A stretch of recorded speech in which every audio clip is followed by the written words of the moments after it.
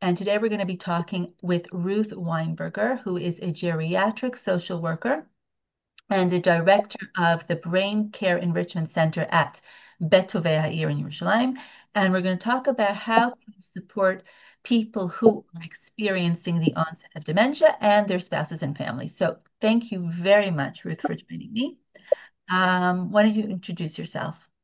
Okay, so as you said, my name is Ruth Weinberger. I'm a geriatric social worker. I'm the director of the daycare center in Beit Yair, and I help families to the best of my ability manage a really difficult situation.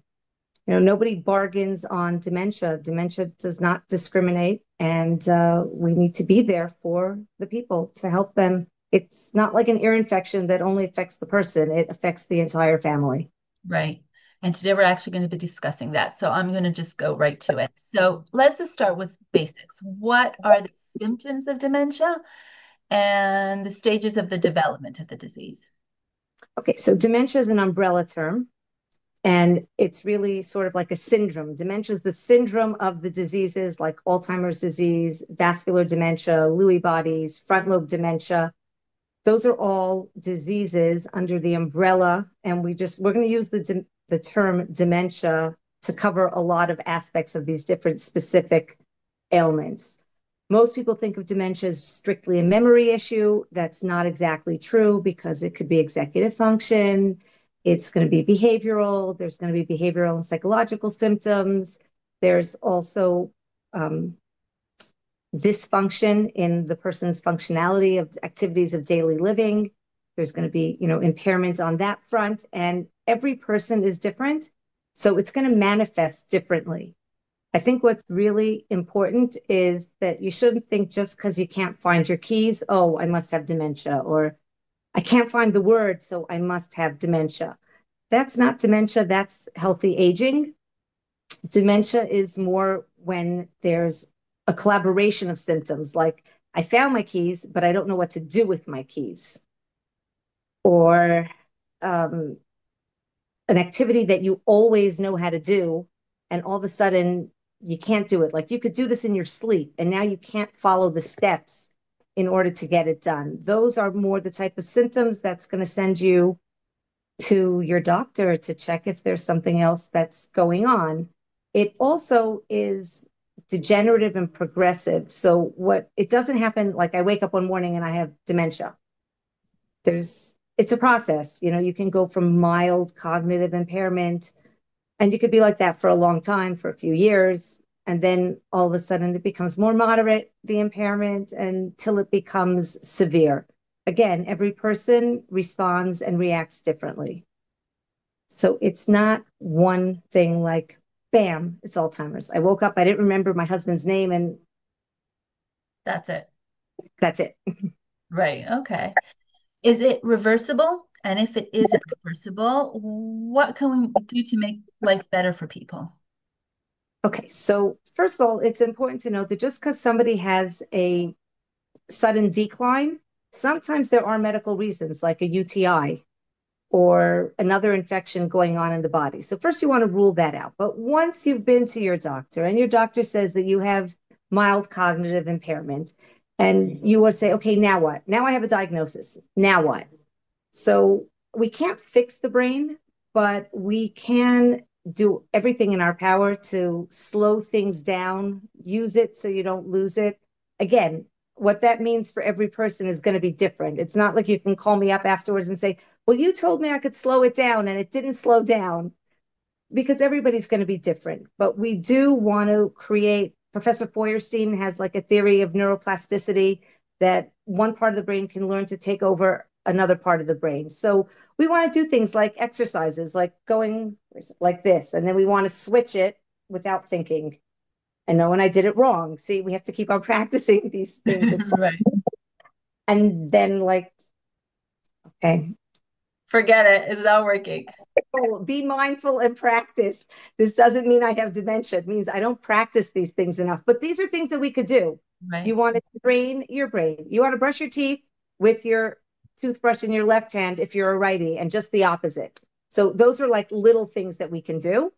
Um, Also, we want to stay grounded in time and place, socialization. The more somebody isolates, the faster their decline is going to happen.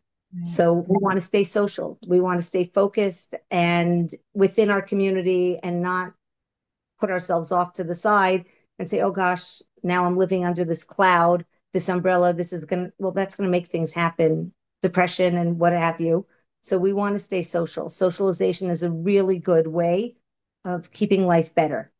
So, for instance, wait, hang on. Regarding socialization, I know, for instance, of people that, their hearing declines and they don't want to have a hearing aid. But from what I understand, what I've read, if it's actually very important because it brings you back into the social world if you can hear, and that also can slow down dementia, right? 100%.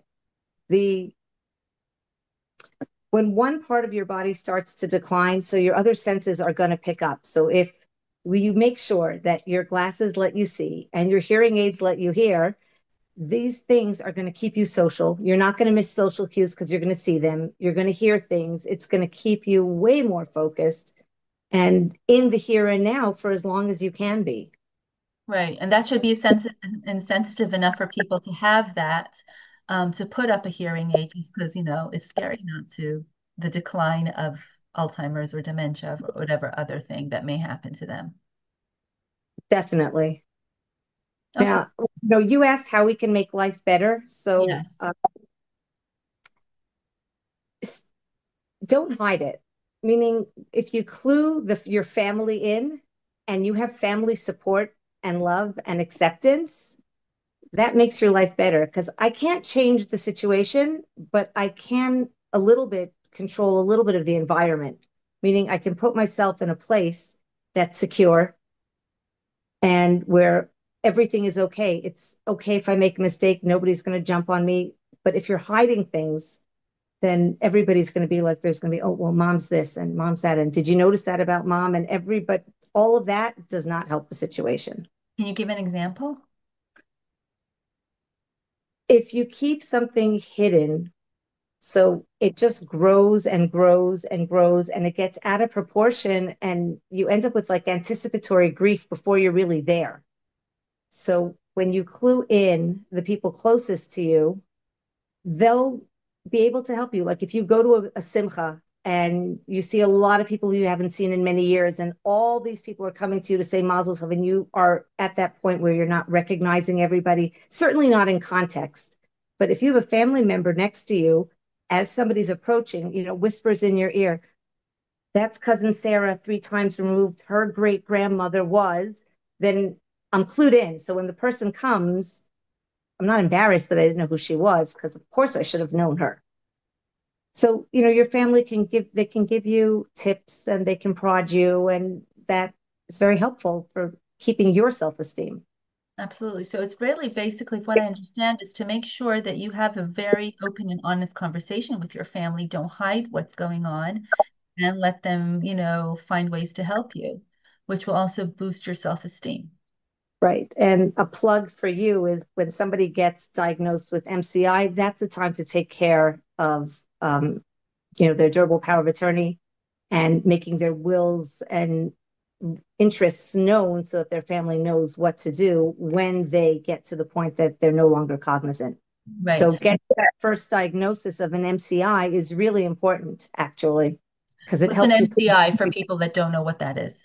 MCI is mild cognitive impairment. Mild cognitive impairment does not mean that you have dementia, but it indicates that you are on track for potentially getting a full-blown case of one of the dementia diseases, Alzheimer's, Lewy bodies, Right. or what have you. So it's a really good time to sit down with the family, clue everybody in, and say, well, this is what I'm going to want. This is what I'd like my future to look like if I can't speak for myself. Right. I have a lot of clients that get an assessment of some sort of mild cognitive impairment, and that is when they start freaking out and understand the significance of having an enduring power of attorney in place. Um, and in general, getting their, estate planning together, if it's with a will or other, like, a living will for medical instructions, things like that. So 100%, I think it's really important. Also keeps them in control because they think, okay, if God forbid something happens and I'm no longer able to express myself, at least I have it in writing and they know what I want. Right. It's like one of the first things I say to anybody who calls and they're like, I think my mother's losing it. Does she have dementia? Should we come to your center? And I said, take a breath, deep breath. First, find out if that's what it is. And if you do get an MCI, it doesn't necessarily mean it's going to happen quickly, and use the time to prepare yourselves.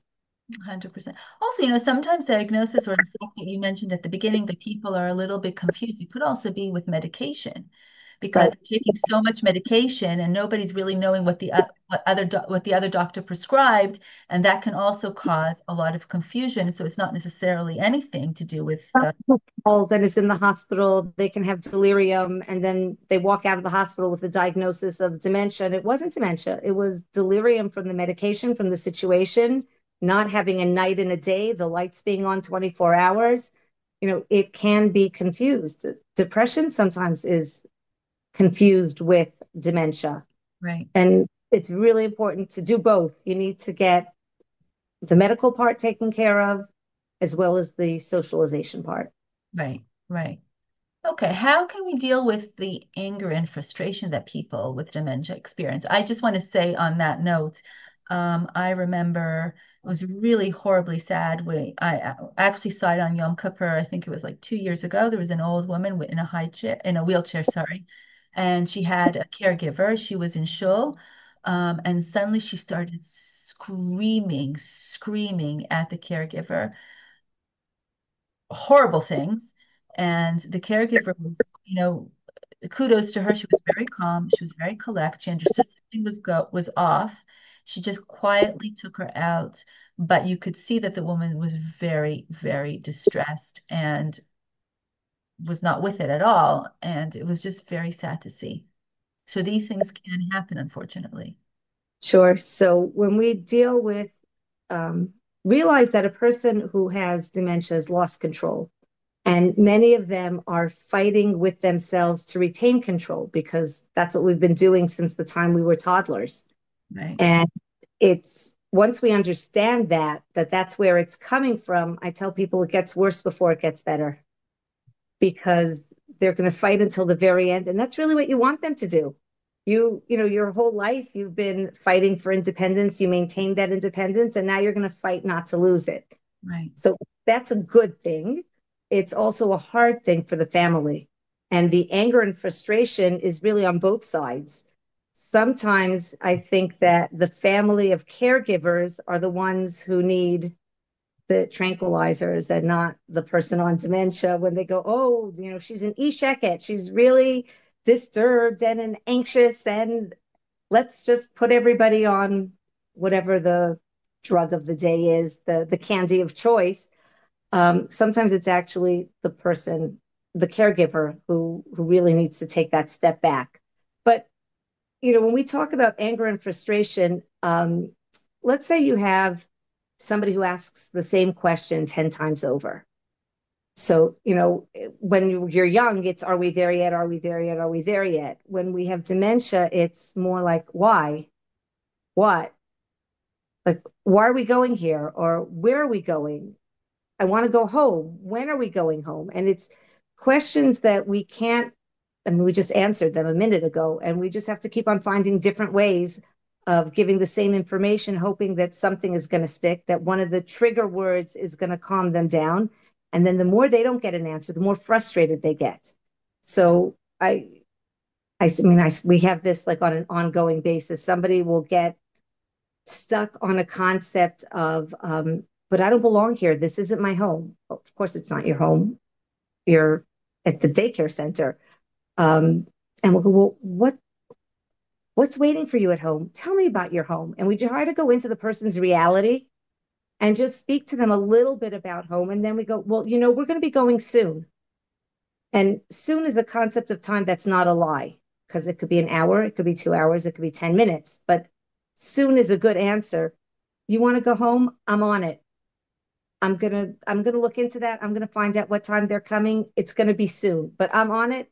It's on me. You can know that you don't want to be here. I know you don't want to be here. I know you want to go home, and I'm on it. I'm going to make it happen. Right. I think the most important thing is when people are angry or frustrated is to not like tell them off, but sort of not to argue with them, but to appease them somehow. So I had a client who told me that her mother in the States was in a facility because she had full-blown dementia in a very bad way. And one of the times they called her to Israel saying, mom wants to get out. She has decided she needs to pick up your kids from kindergarten, and she's going to be late, and she's very anxious, and she's really worried, and she's walking around everywhere, and you have to, what can we do? What can we do? And she got her, it was very interesting. She got on the phone with her mom, and she wasn't arguing with her about the fact that no, the children are like in their 30s. They don't go to kindergarten anymore.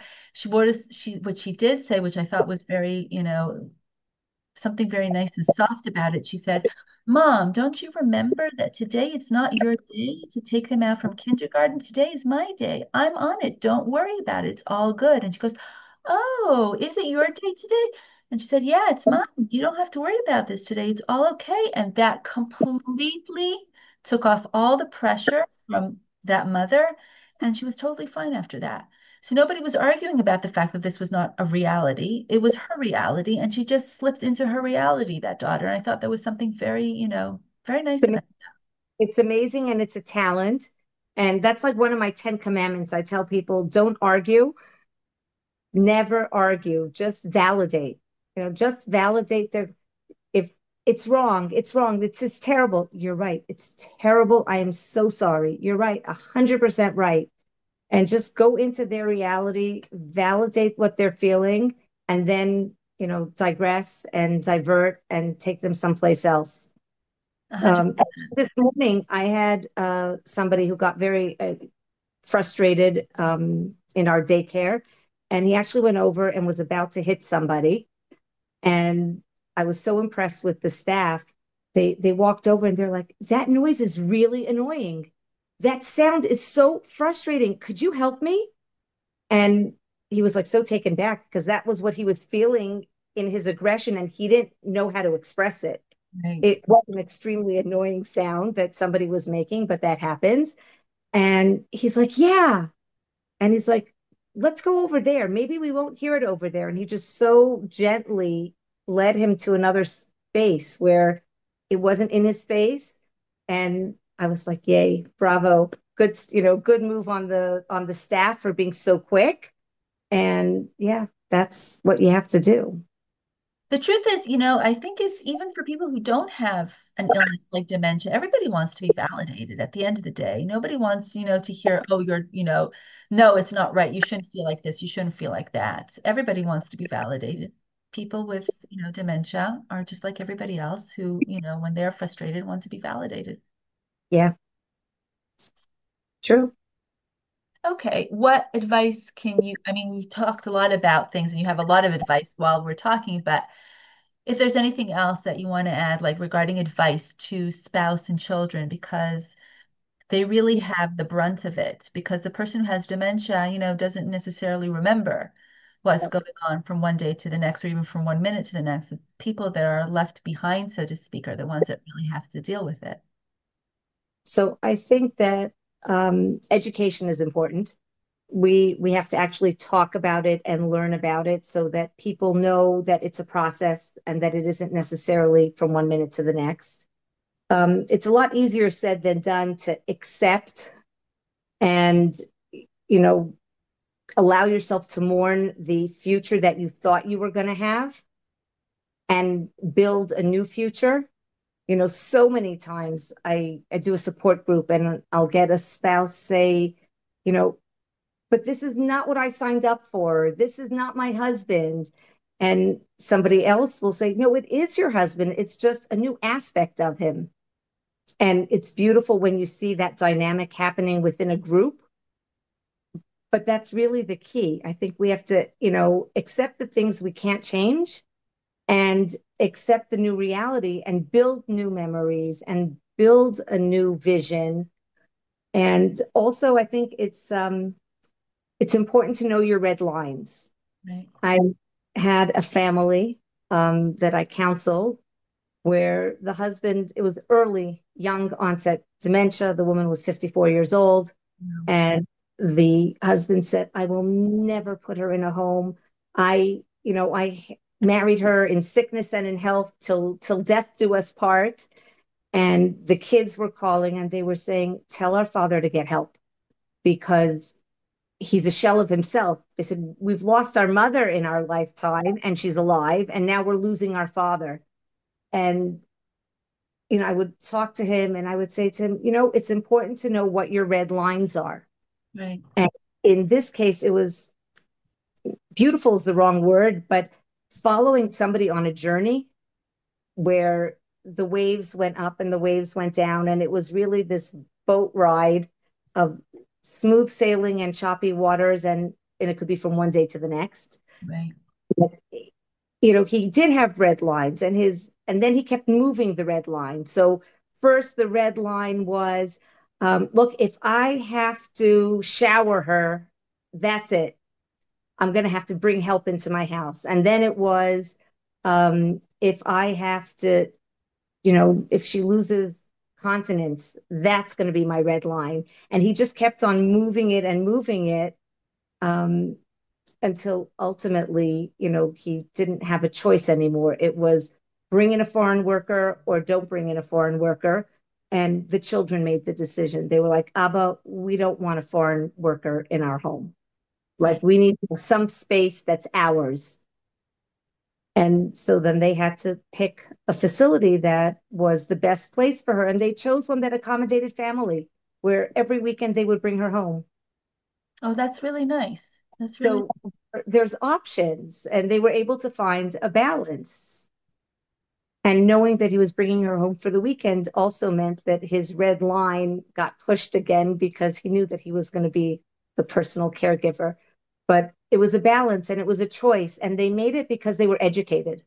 They right, knew what the options were and they were able to deal with it one day at a time. right. And I think it's really important. I think the people that are the caregivers, so to speak, even if it's not like a formal caregiver, but because they're just family, need to understand that it's okay to ask for help. It's okay to be exhausted. It's okay not to do everything. It's also okay to get like a group, group meetings. I'm sure you have. I mean, I don't know actually. Do you have where people ha are like on the same group, like on a WhatsApp group, and they can exchange, their feelings and feel validated by other people that feel the same, so they're not alone in this, the family members?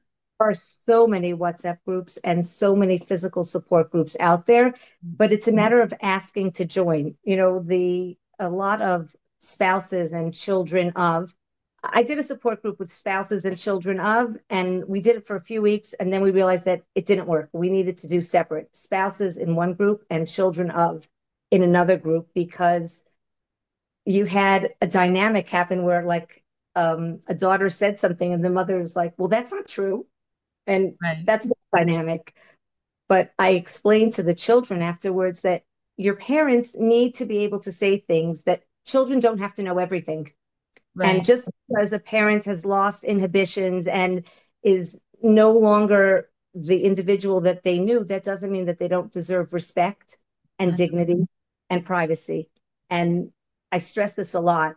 Somebody with dementia is a person with dementia. It's one part of who they are. It doesn't negate, hopefully this person got the disease in their, much later in their 80s or so. It doesn't negate the first 80 years of their life. Or if it's unfortunate that it was a young onset, it doesn't negate the first 50 years of their life. right. That exists. And the person is worthy of respect and dignity and love. And they may not know who we are anymore, but we know who they are. And that's so important. I really like that. They don't know who they are anymore, but we know. I think Right. it's so important. That's so important. I think also, sorry to go back to this, but the enduring power of attorney makes sure that people remember who they are, that they have needs, they have wants, there are things that they want things to be done. There's maybe food that they like to eat or food that they don't like to eat. Even things like that, personal preferences are all in their attorney so that people remember that it's important. for them. Well, my favorite when I tell people about the durable power of attorney is I say, if you want to have teeth when you're in your 90s, you better tell your kids. Because I was traumatized once by a daughter saying, well, why should I subject my mother to the pain of a dentist? She's 95 years old, so she won't have teeth. And I just kept looking at this woman, and I saw her pictures. We like to keep pictures of people in their prime. And I was just thinking, oh, a woman who looked like that would so not want to be walking around without teeth.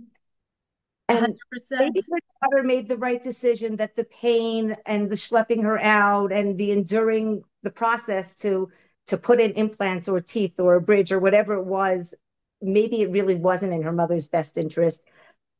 But I just, from the way I knew her mother, I was like, I don't think that's what she would have wanted. I think she would have wanted to look with her nails polished and her hair blown out and her lipstick on with a smile. 100%. That's Most how women she, too. that image that she would want. But if she didn't specify, then the decision belonged to the children. And I think that's like the beauty of the durable power of attorney is that your wishes are there. It's not just financial decisions or just medical decisions. Right, right. It's personal preferences, and those are actually just as important, if not more important. Well, So how can a daycare center help? Tell us a little bit, and also tell us a little bit about the daycare center that you're working in, so that we get it. I'll make a general statement about daycare centers. We can give you a chance to breathe for 5 hours a day. You are responsible 24/7. And for 5 hours of that day, you know that your parent is in a place or your spouse is in a place where they are secure and loved and well cared for and given a lot of attention. So that's in general why I think even people who are in assisted livings or living with a caregiver in the home and having children and activities brought in, why it's really important for them to go out. Right, And that gives that caregiver just to breathe. So that's daycares in general. Beit Be'er is very unique in Jerusalem because we cater to the religious community. right, And we have a separate group for men and a separate group for women. And our men's group specifically, we say a lot of men in the religious community thought, oh, I'll retire and like I'll do the daf yomi, or I'll retire and I'll have time for things that. So we try to focus the day like that. right, When they come in and we have somebody who helps those who want put on talis and tefillin, and then they don't like daven from the siddur necessarily, but they sing different parts of tefillah. And music is really important. We do music therapy 3 times a week because people who can't communicate because they have aphasia, they can't find the words, music and rhythm are on the different side of the brain than word retrieval. So you can talk to somebody in a sing-songy way and elicit a response that you couldn't necessarily get in mundane speech. So right. that's amazing. You get people, they hear music and they start tapping their fingers, or if they played an instrument, it's muscle memory. They'll start moving the instrument. A few years ago, there was this like great video of a ballerina in a nursing home, and they Yes, played the nutcracker, and all yes, of a sudden she's like moving her hands all over. And we see that also. We see that when we bake challah, and the smell of the challah brings people around. We even bake challah with the men. And I had one man who I found out that he worked in a matzah bakery. So we brought him the dough and we wanted them to be plating the dough and braiding. And he's rolling it out and he's like calling out all the terms that they use in the matzah bakery, like chai dakot, 18 minutes. And it was muscle memory. He I think came. it's amazing. I think it's amazing. I agree with you. Music is such an important part because people lose their ability to express themselves, but with music, they find it another way of being able to do that. Um, and especially if it's songs that they had when they were younger, they may know the words, and that's a way to communicate. I had a daughter being able to communicate with her mom just by singing the songs that she used to sing. It was, I don't know, Simon and Garfunkel, I think it was, like, or the Beatles, things that she had as a child or as an adolescence remembered. And she used to sing those songs with her mom. And during that period of time, her mom had eye contact with her. She sang the songs with her. She remembered who she was. The second they stopped, everything stopped. But it was a way of just getting into her world. And it was So beautiful. that's what we do. We work a lot around the Jewish cycle of the year. You know, before the Chagim, it's all around the Chagim. We play the different songs. Some of them, like back from their youth, and others that are more like just. Sometimes we'll put on a little bit of chazanut, like a cantorial piece before Yom Kippur, because certain tunes are universal, Right. so people will relate to that. We make Hanukkah parties, we do Purim parties, we Tu B'Shvat, we do, we make a brachos party with all the fruit, and we focus on things that are universal to the religious population. And they have gardening therapy and art therapy and exercise every day and music and cognitive activities and baking chug. And the day we keep them really, really busy and occupied because not everybody can sit still. Their attention span is really, really short. And we just keep people going. Another thing that we do is we have sometimes the higher functioning people sit at a table with lower functioning people so that they feel like they're giving, Right. because the more you give, the more you receive, and it's much easier to make people feel like they're within a community within our community. So if I have three people who are lower functioning and somebody who's higher functioning, I'll give her a ball and tell her that everybody has to roll the ball to the next person, and she'll keep the ball going, she'll keep it roll, and it's beautiful. It And is. then she'll feel good about herself. That's true. That is true. Well, we're about to end this conversation, which was super interesting. Is there anything else you would like to share with us before we end it? Um, it's not a devastating diagnosis. It is terribly sad. Nobody wants to pick dementia, but nobody wants to pick any cancer either. Right. It's we don't get to pick our hard. Um, it's hard to be skinny. It's hard to be fat. Everything has its challenges. And I tell people you don't have to be devastated. You can be sad. You can be disappointed. Allow yourself to mourn what you thought would be, and then take steps, baby steps, to living in the moment with what you have. Well, that's a good way to end it. Living in the moment with what you have, especially during these challenging times. It's definitely living in the moment with what you have. Well, thank you so much, Ruth, for being with us Thank tonight. you. Thank you, everybody, for watching and listening. Have a good night. Stay safe. And I'm looking forward to seeing you in my next podcast. Bye bye.